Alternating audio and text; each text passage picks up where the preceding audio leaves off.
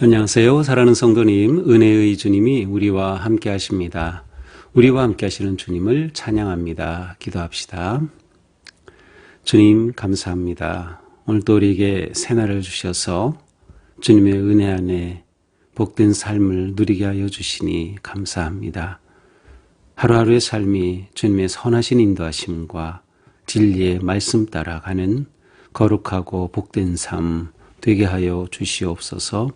오늘도 말씀을 통해 주님의 음성을 듣게 하시고 감사와 기쁨으로 순종할 수 있도록 인도하여 주시옵소서. 예수님 이름으로 기도합니다. 아멘. 네, 오늘 말씀은 민수기 3장 14절에서 39절까지입니다. 좀 긴데요. 제가 빨리 읽어보겠습니다. 여호와께서 시내 광야에서 모세에게 말씀하여 이르시되 레위 자손을 그들의 조상의 가문과 종족을 따라 계수하되 1개월 이상 된 남자를 다 계수하라. 모세가 여호와의 말씀을 따라 그 명령하신 대로 계수하니라. 레위의 아들들의 이름은 이러하니 게르손과 고핫과 무라리요. 게르손의 아들들의 이름은 그들의 종족대로 이러하니 림니와 시므이요. 고핫의 아들들은 그들의 종족대로 이러하니 아므람과 이스할과 헤브론과 우시엘이요. 무라리의 아들들은 그들의 종족대로 말리와 무시이니 이는 그의 종족대로 된 레위인의 조상의 가문들이니라. 게르손에게서는 림니 종족과 시므이 종족이 났으니 이들이 곧 게르손 조상의 가문들이라. 계수된 자 곧 1개월 이상 된 남자의 수효 합계는 7,500명이며 게르손 종족들은 성막 뒤고 서쪽에 진을 칠 것이요. 라헬의 아들 엘르아삽은 게르손 사람의 조상의 가문의 지휘관이 될 것이며 게르손 자손이 회막에서 맡을 일은 성막과 장막과 그 덮개와 회막 회장과 문과 뜰의 휘장과 및 성막과 제단 사방에 있는 뜰의 휘장문과 그 모든 것에 쓰는 줄들이니라. 고핫에게서는 아므람 종족과 이스할 종족과 헤브론 종족과 우시엘 종족이 났으니 이들은 곧 고핫 종족들이라. 계수된 자로서 출생 후 1개월 이상 된 남자는 모두 8,600명인데 성소를 맡을 것이며 고핫 자손의 종족들은 성막 남쪽에 진을 칠 것이요. 우시엘의 아들 엘리사바는 고핫 사람들의 종족과 조상의 가문의 지휘관이 될 것이며 그들이 맡을 것은 증거교회와 상과 등잔대와 제단들과 성소에서 봉사하는 데 쓰는 기구들과 휘장과 그것에 쓰는 모든 것이며 제사장 아론의 아들 엘르아살은 레위인의 지휘관들의 어른이 되고 또 성소를 맡을 자를 통합할 것이니라. 무라리에게서는 말리 종족과 무시 종족이 났으니 이들은 곧 무라리 종족들이라. 이 계수된 자 곧 1개월 이상 된 남자는 모두 6,200명이며 아비하일의 아들 수리엘은 무라리 종족과 조상의 가문의 지휘관이 될 것이요. 이 종족은 성막 북쪽에 진을 칠 것이며 무라리 자손이 맡을 것은 성막의 널판과 그 띠와 그 기둥과 그 받침과 그 모든 기구와 그것에 쓰는 모든 것이며 뜰 사방 기둥과 그 받침과 그 말뚝과 그 줄들이니라.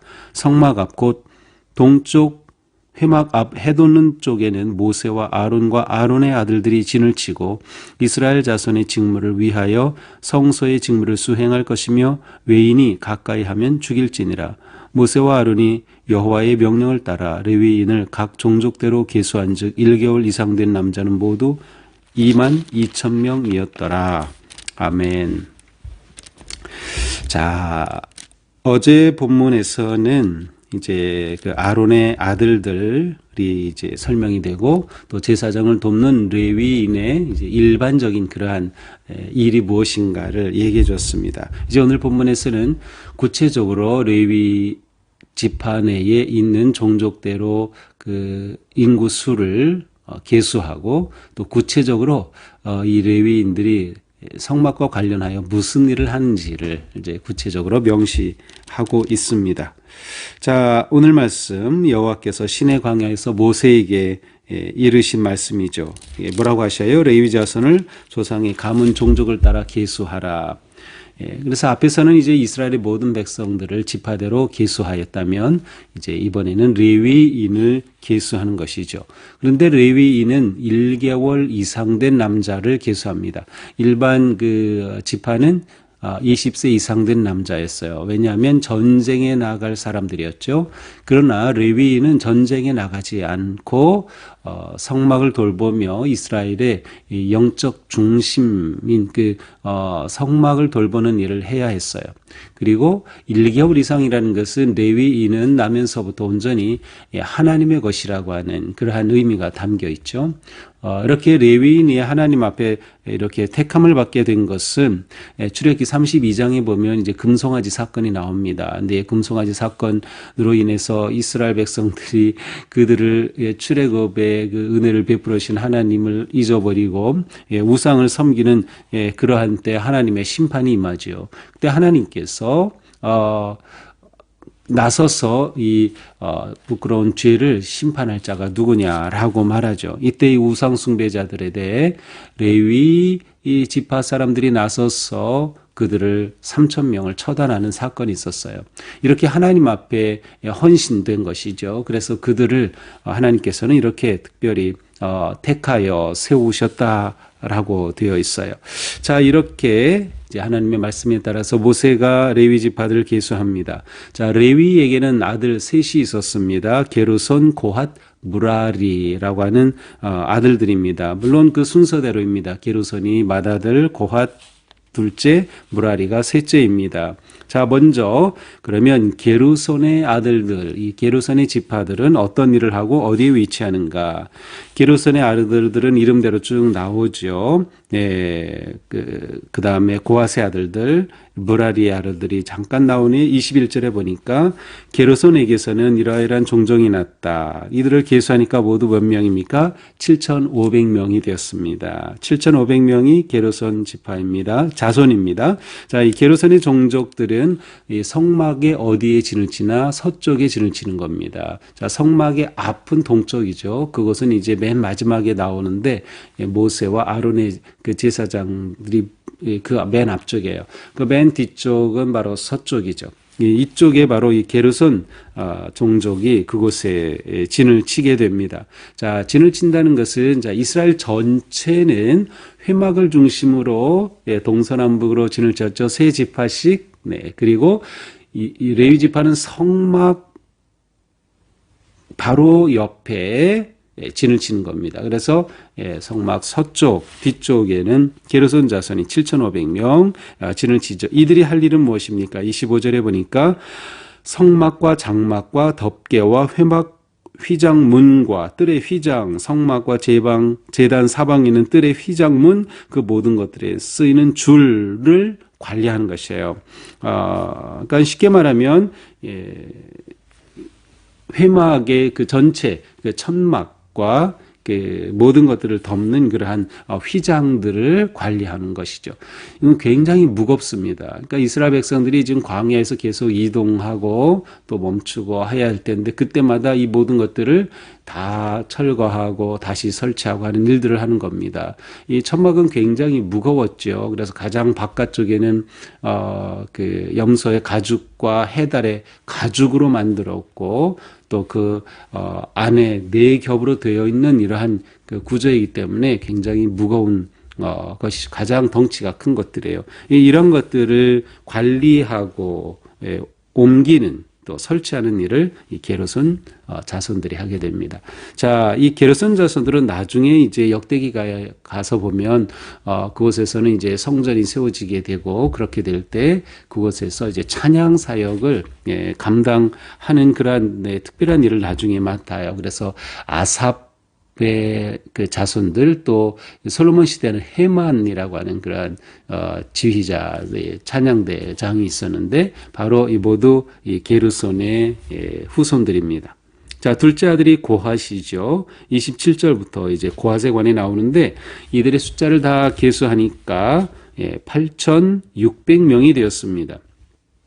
이 고핫 자손들은 성막 바로 남쪽에 진을 칩니다. 성막 바로 남쪽에 진을 치죠. 이들이 맡을 일은 무엇입니까? 31절에 보니까 증거, 궤, 상, 등잔대, 제단들, 성소에 봉사하는 데 쓰이는 기구들과 휘장과 그것에 쓰이는 모든 것.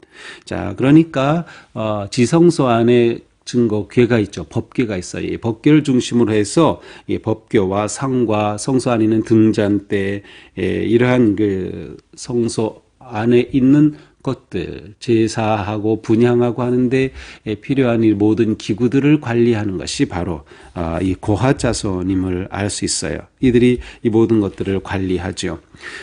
이 고핫은 모세와 아론의 증조 할아버지입니다. 그래서 모세와 아론은 바로 이 고핫의 후손이죠.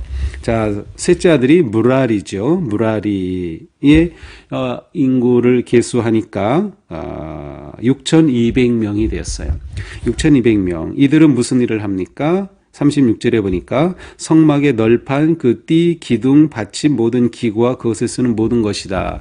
뜰 사방 기둥, 그 받침과 말뚝과 그 줄들. 자, 이 무라리 자손들이 해야 될 일은 성막의 골조입니다. 구조물이에요. 성막의 기둥들, 줄, 있는 그러한 모든 기구들, 널판지, 이러한 구조물들을 관리하는 것이 바로 이 무라리였습니다. 그러니까 이 무라리 자손들은 바로 이러한 일, 굉장히 육체적인 노동이죠. 기둥을 옮겨야 하고, 널판을 다 옮겨야 하고, 그것을 또 설치하고 관리하고 하는 이러한 일을 해야 되니까 굉장히 힘든 그러한 노동이었어요. 사실은 전체적으로 보면 이렇게 굉장한 육체 노동이 포함된 일이었다. 그래서 우리가 일반적으로 생각하는 것처럼 레위인들은 그저 성전에서 제사하는 거 그냥 보좌하는 정도가 아니었어요. 굉장히 고된 그런 육체 노동이었죠. 아마 그래서 50세까지 일하도록 그렇게 했던 것이 아닌가 봅니다. 자, 38절은 이제 이렇게 성막의 서쪽, 남쪽, 북쪽에 각각 그 레위의 아들들 게르손, 고핫, 무라리가 배치되고 맨 앞쪽인 동쪽에는 누가 옵니까? 38절에 보니까 해돋는 쪽에는 모세와 아론과 아론의 아들들, 그러니까 모세와 아론의 자손들이 그곳에 진을 치며 제사장의 역할을 감당했던 것이죠. 그래서 이들은 성막에 들어오고 나가는 모든 사람들을 관리하고 성막의 거룩함을 지켜야 하는 그러한 일을 맡은 셈이죠. 자, 39절 모세와 아론이 여호와의 명령을 따라 이렇게 레위인을 각 종족대로 계수하니까 합계가 얼마입니까? 모두 22,000명이었더라. 자, 22,000명. 그런데 우리가 조금만 관심을 가지고 본다면 게르손 자손 7,500명, 고핫 자손 8,600명, 무라리 자손 6,200명이에요. 모두 더하면은 22,000명이 아니라 22,300명입니다. 그런데 여기에는 22,000명으로 되어 있어요. 그래서 이제 학자들이 이게 왜 그럴까를 보았는데 고핫 자손의 숫자 계수한 것에서 그 이유를 찾았습니다. 이 고핫 자손이 모두 우리 성경에는 8,600명으로 나오죠. 그런데 이제 70인역에는 8,300명으로 300명이 더 적은 숫자로 해요. 이렇게 8,300이 되면 39절에 22,000명과 딱 들어맞습니다. 그러면 성경에 이렇게 기록된 건데 그렇게 마음대로 바꾸냐? 예, 그렇게 마음대로 바꾼 것은 아니고요. 8,300 8,600 할 때 3과 6의 글자 차이가 있죠. 예, 3과 6의 글자 차이가 이스라엘 그 나라에서는 히브리어에서는 숫자를 우리가처럼 지금 아라비아 숫자로 쓰지 않았어요. 성경에 기록될 때는 이 글자 자체가 예를 들어 기역은 0, 니은은 1, 디귿은 2, 뭐 이런 식으로 문자가 숫자를 가지고 있어요. 그런데 3과 6의 모양이 비슷하게 돼요. 그래서 이것을 글을 기록하는 이러한 그 사람이 잠깐 실수한 것이다라고 본 거죠. 그리고 그것은 아마 그럴 가능성이 높습니다. 그래서 요거에 22,000명 이었다라고 이렇게 기록되어 있어요. 자, 이것이 오늘 말씀이죠. 레위 사람들이 어떻게 진을 칠 때 어떤 위치에 있고 그들은 또 이 성막을 중심으로 어떤 일들을 해야 하는가를 보여주고 있습니다. 자, 우리는 이것을 보면서 이것을 우리의 은혜 생활과 비교해 볼 수 있어요. 우리의 은혜 생활은 어떠해야 하는가라고 하는 것이죠. 우선 레위인들은 하나님께 매인 자들입니다. 레위 하나님께 매인 자들이에요. 그러니까 우리가 신앙생활할 때 나는 하나님의 것이다 라고 하는 게 굉장히 중요합니다. 레위 사람들은 이스라엘 사람들이 출애굽할 때에 장자가 죽지 않은 것, 그래서 하나님께서 모든 처음 난 것들을 대신해서 레위 사람들을 택하신 것처럼 하나님의 것입니다. 너희는 나의 것이다. 우리는 하나님께 매인 자다라는 의식이 중요해요. 우리는 하나님의 것이다 라고 하는 우리의 정체성이 분명해. 이것이 우리가 은혜 생활하는데 가장 기본이 되는 것, 출발이 되는 것이죠.